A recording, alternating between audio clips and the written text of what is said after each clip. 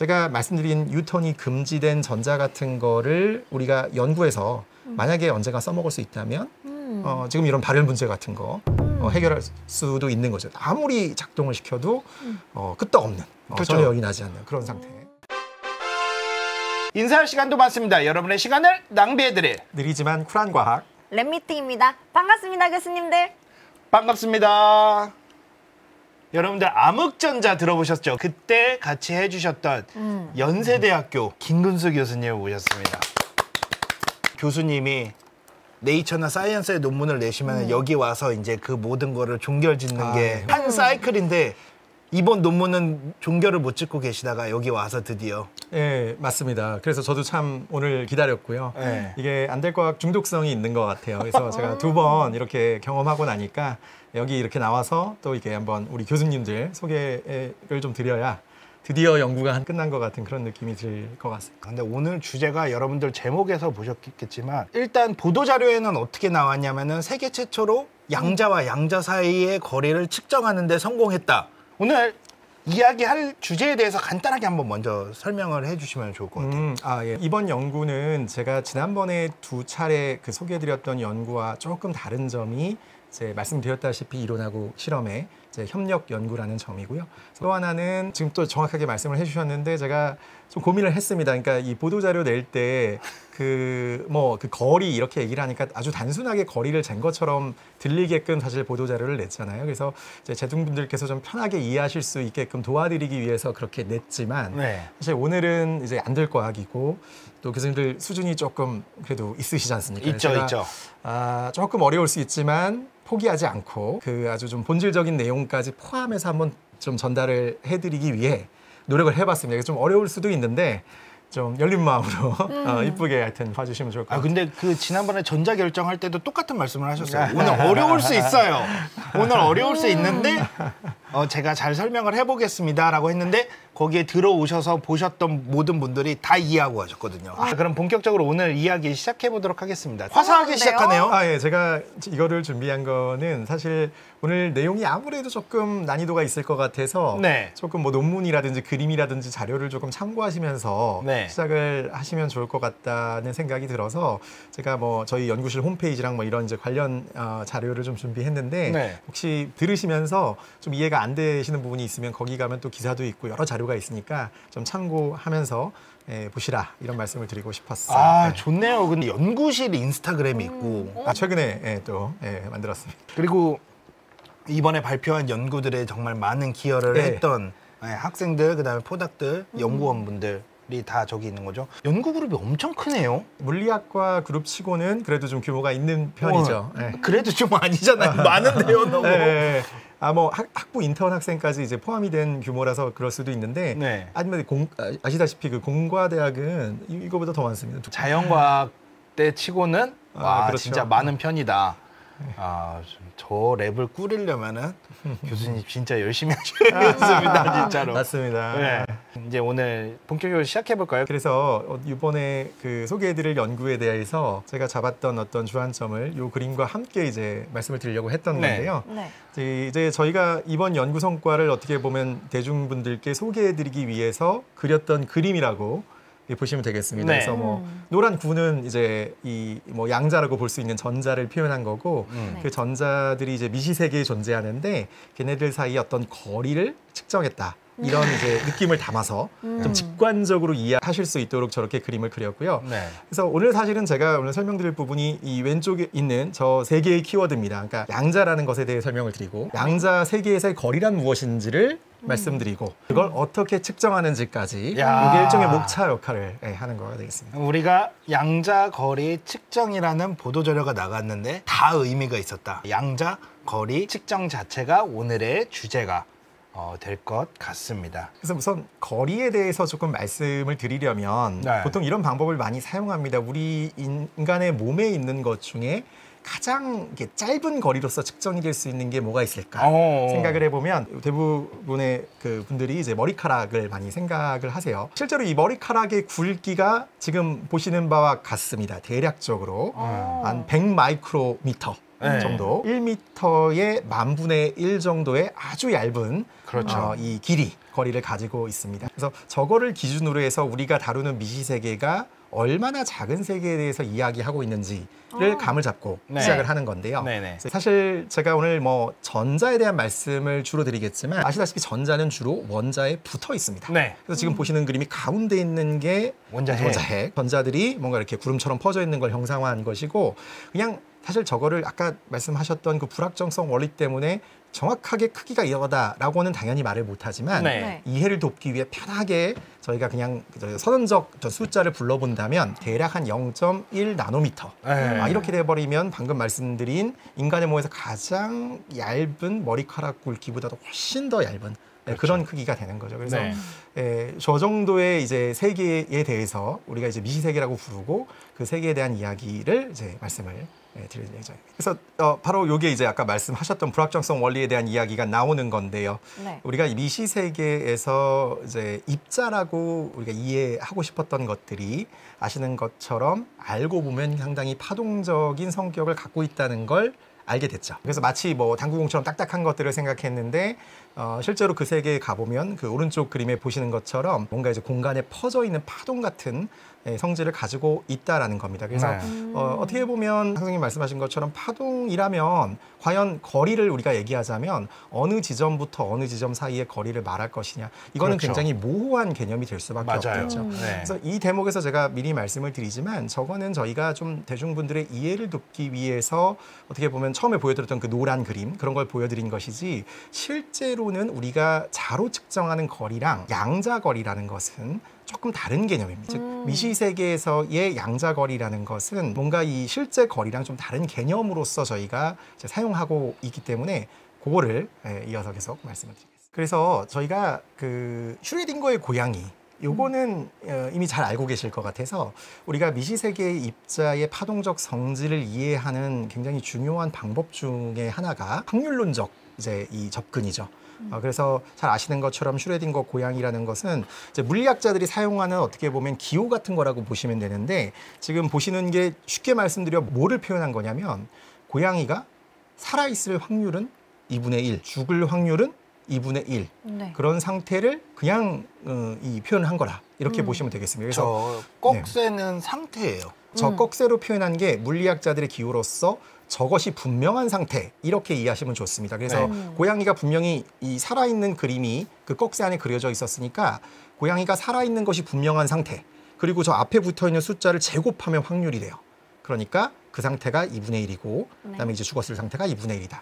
뭐 어떻게 보면 굉장히 뻔한 얘기를 멋있게 좀 써놓은 것처럼 생각할 수 있죠. 근데 이게 이제 소위 그 양자 역학에서 많이 얘기하는 그 중첩의 의미를 상당히 그 담고 있어서 요 다음 장을 이해하시기 위해서는 이런 개념을 로부터 우리가 출발을 할 필요가 있습니다. 제가 생각하기에 이제 이 그림부터 좀 상당히 난관이 있을 수 있는데요. 그래서 사실은 제가 오늘 그 전자의 양자거리를 설명하기 위해서 그 두 전자 파동의 중첩을 한번 같이 생각을 해볼 거고요. 그다음에 이 오른쪽에 블로우 구 저거는 혹시 들어보신 적은 없죠? 저 블로우 구라는 것도 역시 그 물리학자들이 흔히 사용하는 어떤 기호 또는 용어 같은 겁니다. 자, 왼쪽에 있는 것은 물질입니다, 사실. 물질 중에 유명한 물질이에요. 그래핀이라고 한때 그 물리학계에 굉장히 그 선풍적 인기를 끌었던 물질이죠. 물리학자들이 모두 스카치 테이프를 사게 만들었던. 사실은 이 그래핀에 들어가 있는 전자들의 특성을 우리가 이해함에 있어서 마치 두 전자 파동의 중첩처럼 간략화해서 이해할 수 있는 방법이 있어요. 검정색 동그라미들이 다 원자인데 다른 거는 복잡하게 생각하지 않고 지금 저 마름모로 표시해 놓은데 저기에 원자 두 개에 집중할 겁니다. A하고 B입니다. 저게 이제 기본적인 반복되는 구조 유닛인데 거기에 A라고 B라고 우리가 이제 라벨을 붙이는 두 개의 탄소 원자가 있다는 게 특징이고요. 저기에 전자가 마치 하나씩 있다고 생각을 하시면 되겠습니다.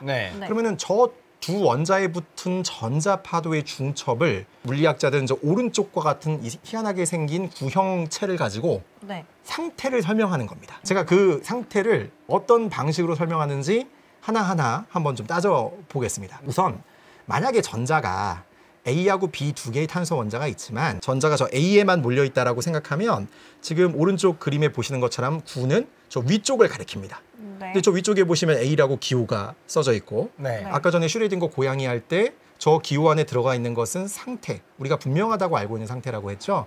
그러니까 저것의 의미는 A 원자에 들어있는 것이 분명하다라는 의미라고 보시면 되겠어요. 지금 A에만 파동이 있잖아요. A에만 파동이 있어서 B에는 없는 게 확실하죠. 보통은 이렇게 파동이 A에도 있고 B에도 있고 중첩이 되어 있는 게 일반적인 상태입니다. 네. 어느 방향인가 각도를 가지고 얼만큼 이제 중첩이 돼 있나를 보여주는 건데 A에만 있잖아요. 가정을 해보는 거예요. A에만 있다고 하면은 저 지금 꺽쇠 안에 있는 게 A죠. A라는 상태를 말한 거예요. A라는 상태를 향해서 화살표가 가 있죠. 그러니까 딱 A에만 있다라고 얘기를 할 수가 있는 거예요. 오른쪽 그림이 알고 보면 마치 계기판 같은 역할을 하는 겁니다. 지금 이 전자의 상태를 어떤 상태에 가 있다라는 걸 보여주는. 그래서 저 오른쪽과 같은 거를 제가 여기 좀 써놨는데 이름을 이제 슈도스핀이라고 하기 때문에 저 용어로 이해를 해보겠습니다. 네. 반대를 그냥 당연히 이제 말씀을 드릴 건데 A가 아니라 B가 있다. 네. 그러면 저 구에 이제 아래쪽이 B니까 네. 저렇게 아래쪽으로 이제 이 화살표가 향하는 그런 상태로 이해를 하시면 되겠고요. 네. 그래서 이제 여기서부터 스토리가 시작되는 건데 그래핀의 저 두 탄소 원자 A하고 B는요. 사실 전자의 입장에서 한쪽에 치우칠 이유가 없습니다. 왜냐하면 똑같거든요. 어떤 물리적인 이유가 없어요. 한쪽으로 치우칠 이유가 아무것도 없습니다. 네. 저 방금 제가 말씀드린 물리학자들이 사용하는 저 모형의 입장에서 보면 화살표는 위쪽으로 향할 수 없고 아래쪽으로도 향할 수 없고 네. 반드시 저 적도 안에 평면 어딘가에 있어야만 하는 거죠.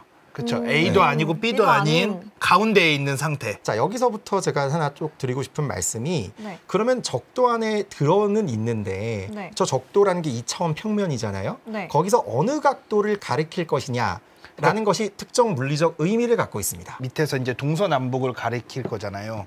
근데 저 A, B만 생각하는 거예요? 예, A, B만 생각하셔도 A, B만 됩니다. 생각하면 왠지 가운데에 있어야 될 것 같잖아요? 근데 A하고 B가 여기 있으면은 가운데는 다 이 방향이 다 가운데잖아요. 그러니까 어떤 방향을 가르치고 동쪽을 가르칠 거냐, 서쪽을 가르칠 거냐, 남쪽을 가르칠 거냐, 북쪽을 가르칠 거냐. 제가 말씀하신 질문 이해한 것 같은데 저 화살표의 길이는 반드시 같아야 됩니다.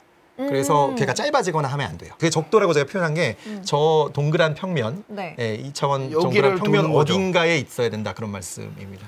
왜냐하면은 저 만약에 약간 들리기 시작하면 한쪽으로 치우치는 거잖아요. 맞아요. 역시 그쵸. 정확하십니다. 예.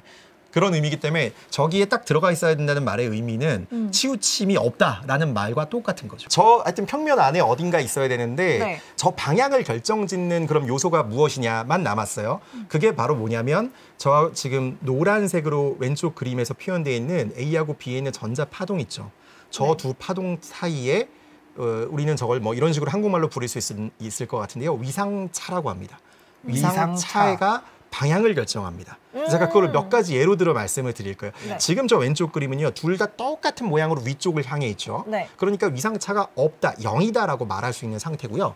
저는 그걸 이제 정의할 건데 걔를 이제 우리 입장에서 봤을 때 왼쪽을 바라보고 있는 화살표라고 정의할게요. 네. 그리고 이제 이해를 돕기 위해 색깔도 칠하겠습니다. 네. 제가 앞으로 파란 슈도스핀 네. 이라고 표현을 하기로 하죠. 그 파란 슈도스핀이 무슨 뜻인지를 먼저 설명해 주시면 좋을 것 사실 같아요. 그것도 어떻게 보면 일정 정도는 이제 마치 대명사처럼 받아들이시는 게 이해는 편하실 수 있는데 네. 제가 그 의미를 좀 말씀을 드리자면 원래 저런 성질은 전자가 갖고 있는 스핀이라는 것으로부터 많이들 이해가 돼 왔어요. 그런데 네. 제가 오늘 이제 소개해드린 이제 그래핀이라는 물질의 케이스는 엄밀하게 말해선 전자의 그 스핀이 저런 이제 상태를 보여주고 있는 것이 아니라 아까 말씀드린 것처럼 탄소 원자가 하필이면 그 반복되는 유닛 안에 두 개가 있었고 그 두 원자가 마치 스핀의 역할을 하고 있는 거기 때문에 물리학자들은 이런 것들을 이제 되게 유사한 성질을 갖고 있다는 의미에서 뭐 한국말로 하자면 이제 유사 스핀이라고 부르기도 하고요. 네. 그걸 영어로 표현하면 이제 슈도 스핀 네. 이렇게 되는 겁니다. 아까 누가 써주셨는데 어떤 교수님 PSEUDO가 수도입니다. 비슷한 이제 유사한 그런 의미를 갖고 있어서 스핀과 비슷한 역할을 한다라고 해서 수도 스핀이라고 합니다. 스핀은 아니에요. 네. 근데 똑같은 역할을 한다라고 그래서 그렇게 이해를 하시면 됩니다. 일단 저런 게 있다. 네. 그냥 왼쪽의 상태를 보여주는 게 오른쪽이다 라고 보시면 됩니다.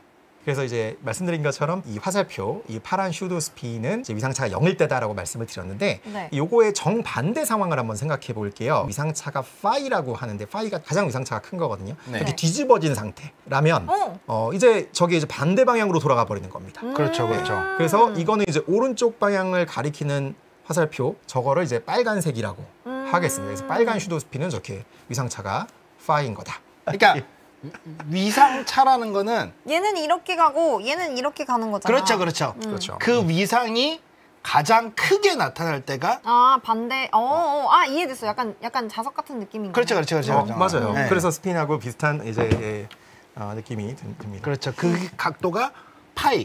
우리가 아는 각도로 말하면 180도다라고 보시면 네, 됩니다. 맞습니다. 네. 그래서 지금 여기까지 조금 이제 받아들이실 수가 있다면 위상차가 지금 제가 0과 파이만 말씀드렸는데 그 중간이 있을 수 있어요. 네. 2분의 파이가 있을 수 있겠죠. 네. 그다음에 그거는 또 부호가 플러스 방향, 마이너스 방향 두 개로 붙을 수가 있습니다. 네. 그래서 그거를까지 고려하면 저희가 나머지 이제 초록색, 노란색 이 슈도 스핀도 정의할 수가 있습니다. 아까 전에 파란색은 왼쪽이었고 빨간색은 오른쪽이었는데 제가 지금 보여드리고 있는 그것의 수직한 것의 물리적 의미는 무엇이냐? 그거는 저 위상차라는 것이 이제 2분의 파이가 뭐 플러스인 것이 뭐 초록색이라면 마이너스인 것이 노란색이고 그렇죠. 이런 식으로 질문 지금 이렇게 되어 있잖아요. 네네. 그러면은 이렇게 돼도 옐로우 스크린인가요? 위로 말씀하신 건가요? 지금 이렇게 되어 있잖아요. 예, 예. A, B 예. 이렇게 되어 있잖아요. 그럼 예. 이걸 이렇게 해도 똑같이 지금 A, B가 있잖아요. 거기서 얘네들 사이의 적도 안에서의 방향만 말씀드린 거라서 거기서 휘어지지 않은 여기서 겁니다. 그냥 딱 이 평면에서만 하는 거예요. 이쪽 방향이 파란 방향, 이쪽 네. 방향이 빨간 방향, 아래가 초록색 방향, 그다음에 위가? 위가 노란색 방향. 그냥 이 평면에서만 얘기를 하는 거예요. 들리는 게 아니고. 네, 오케이. 들리면 안 됩니다. 네. 아까 그 그래핀의 탄소 원자의 어떤 대칭성이 그거를 불가능하게 하고 있기 때문에 네. 들릴 수가 없는 그런 상황이라고 이해하시면 되겠습니다. 네. 이해됐나요? 네. 네, 좋습니다. 이 네 가지 슈도 스핀의 방향이라는 것은 다름 아닌 저 전자파동 중첩에서 그냥 위상차를 의미하는 거다. 이런 정도로서 받아들이실 수 있으면 네. 좋을 것 같습니다. 네.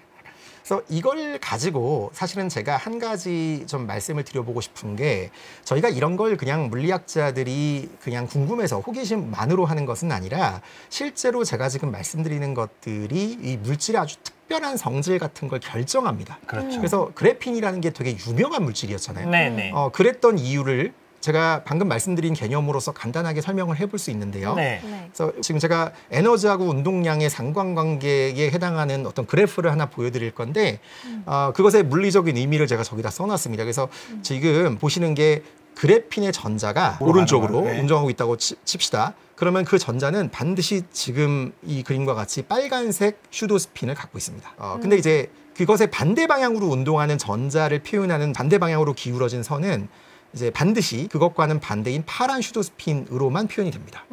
그렇기 때문에 이 상황을 우리가 어떻게 이해할 수 있냐면 전자는 오른쪽으로 가면 무조건 빨간 슈도 스핀 캐릭터를 갖고 있고 네. 왼쪽으로 운동하려면 파란 슈도 스핀 캐릭터를 갖고 있으니까 네. 슈도 스핀 캐릭터를 뒤집어 주지 않으면 거꾸로 돌아갈 수가 없는 거예요. 제가 이걸 가지고 말씀드리고 싶었던 것은 그래핀의 전자는 어떤 슈도 스핀 상태를 뒤집어 줄 수 있는 충돌 대상을 만나기 전까지는 뒤로 돌아갈 수가 없습니다. 예.